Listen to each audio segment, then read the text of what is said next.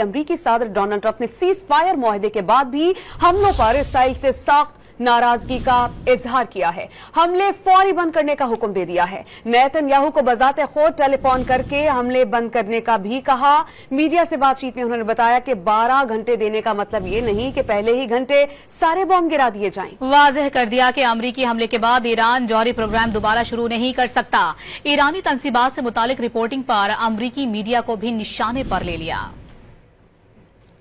As soon as we made the deal, they came out and they dropped a load of bombs, the likes of which I'd never seen before. The biggest load that we've seen. I'm not happy with Israel. You know, when I say, okay, now you have 12 hours, you don't go out in the first hour and just drop everything you have on them. So I'm not happy with them. I'm not happy with Iran either. But I'm really unhappy if Israel's going out this morning. Iran will never rebuild its nuclear. From there, absolutely not. That place is under rock.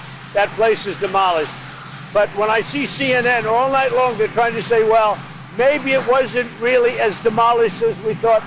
It was demolished. You take a look at the pinpricks, and you see that place is gone. And I will say, I think CNN ought to apologize to the pilots of the B-2s.